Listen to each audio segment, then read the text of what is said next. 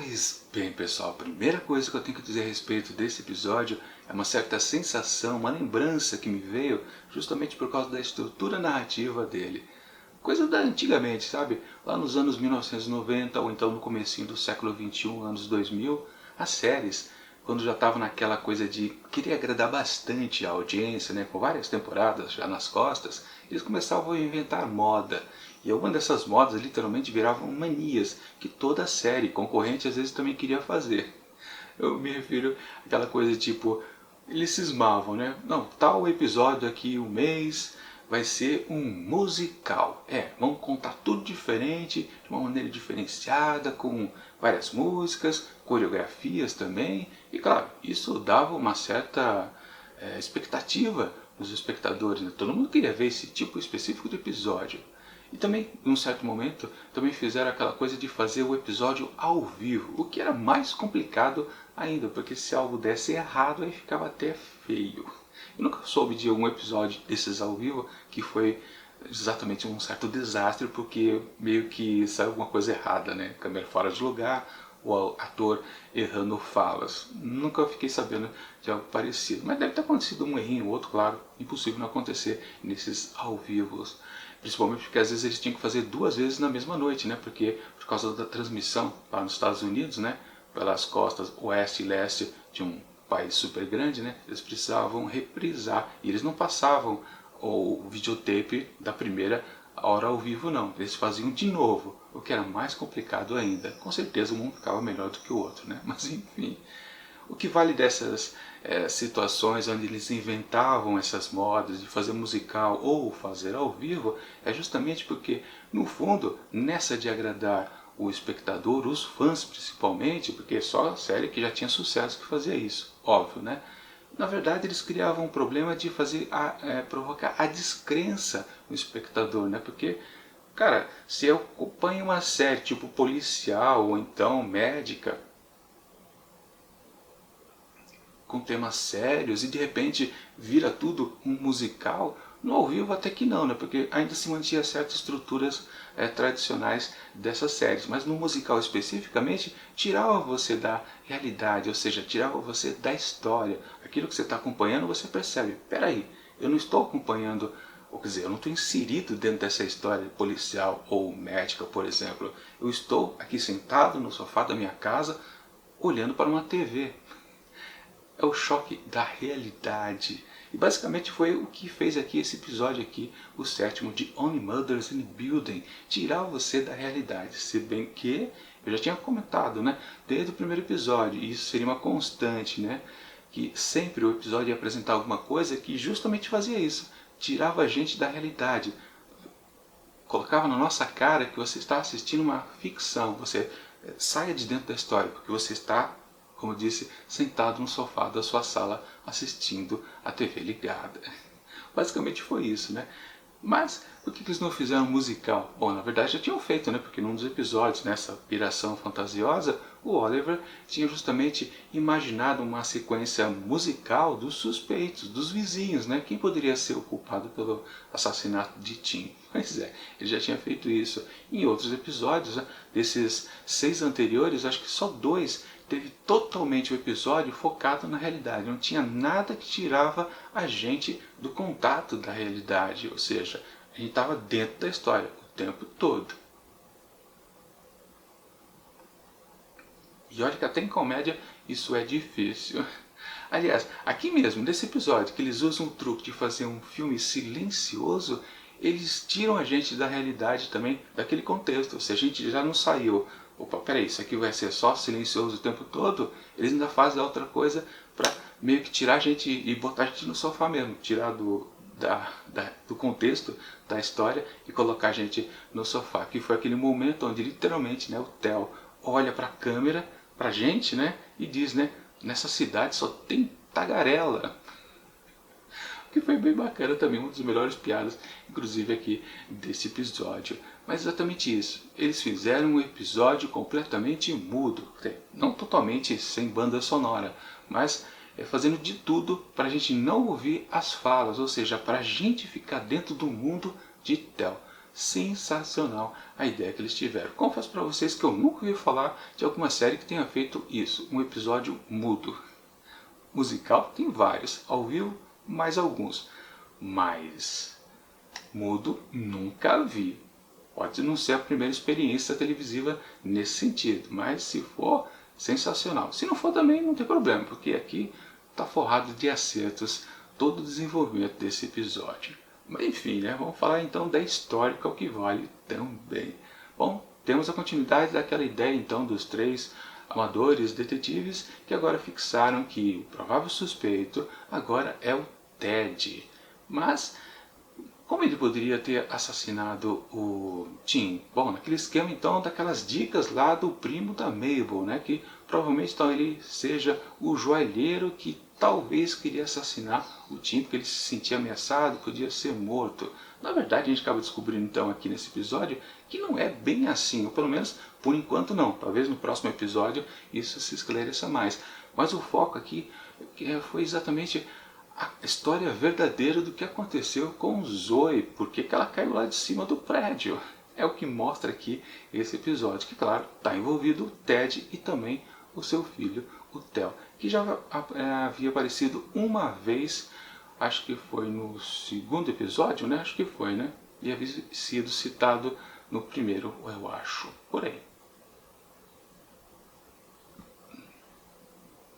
Mas foi um personagem que não teve nenhum destaque.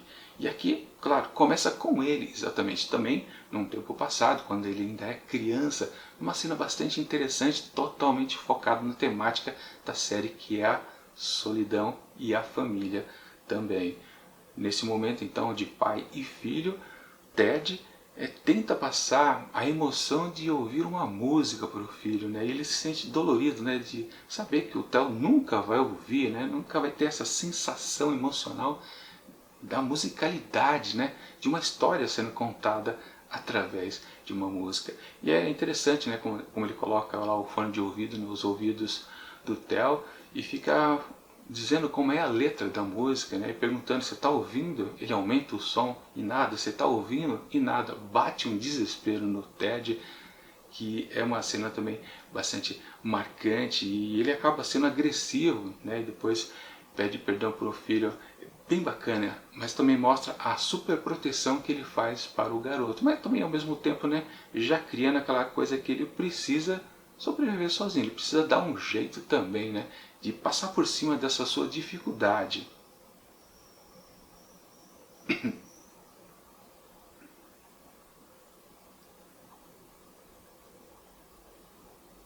Bom, mas vai daí que temos aí um contexto interessante, né? Se, claro, os três manés detetives cismarem que Ted pode ser o assassino de Tim e vão fazer uma investigação lá no apartamento dele, ao mesmo tempo o Theo começa a fazer a mesmíssima coisa, só que no apartamento do Charles, que eu acho que é onde está todas aquelas tabelas lá dos suspeitos, né? E ele consegue ler o lábio, né? E ele consegue ler os lábios, né? Então ele entende completamente as conversas de todos por ali. Mas ele vai mais lá para confirmar, obviamente, tirar foto de tudo e, claro, acaba passando para o pai que eles estão sendo investigados. Mas ele diz, né, para o filho, não, eu tenho os velhinhos na minha mão, principalmente o Oliver, né? Claro, ele acabou de dar um cheque de 50 mil para eles e ele acha que dali não tem problema.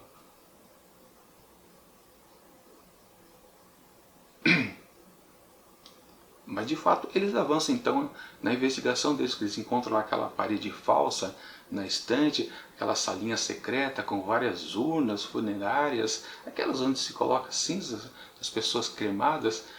Eles veem lá a inscrição que vem de uma certa funerária, mas eles não sabem o que tem dentro aqueles compartimentos, né? E quem faz a pesquisa lá, né, que faz a investigação, é a Mabel e o Charles. Charles deixa cair uma luva lá, inclusive, né? Mas enfim, né? Enquanto que o Oliver está colocando o Ted para tomar um cafezinho ali na esquina, deixar bastante tempo ali longe da casa, né? Mas eles esqueceram que o Theo podia aparecer, mesmo que até uma informação que a gente não sabia, né? Se bem que a gente não tinha contato muito com o personagem, né? Ele não mora ali com o pai, ele mora em outro lugar. Não sei se isso é exatamente relevante, mas de qualquer forma, meio que ajuda o flerte de Zoe em cima de Theo, né? Naquele momento, né, onde o filho do Ted flagra, né, invasão na casa deles, né, da turminha lá dos Hard Boys, e ele tá escondido lá no quarto secreto, vendo lá pelo buraco, escondido lá pela moedinha da vovó, né, da bisavó, aliás, né. Pois é, né? E Zoe meio que flerta com ele, meio não, completamente flerta com ele, né? Assim, no exato momento que ela roubou lá o famoso anel, né? Com aquela baita pedra de, acho que é uma esmeralda, né? Porque é verde, né? Enfim, ela percebe que ele está ali, reconhece ele pelo o olhar, né? Um olho verde também, se não me engano, né? E ela, lá, através da linguagem dos sinais, fala, não, o que eu falei que você era gato, mas você é gato de verdade. Meio que dando um migué nele, né? Tipo, ó, tô te roubando, mas tô te elogiando, beleza? Vou embora, vou levar a pedra. Hein? Mais ou menos isso, né? Bom, e claro, né, Ted acaba descobrindo, né, que ela está usando o anel lá, quando estavam lá dentro do elevador e, claro, fala pro filho, ó, pega essa pedra de volta, né?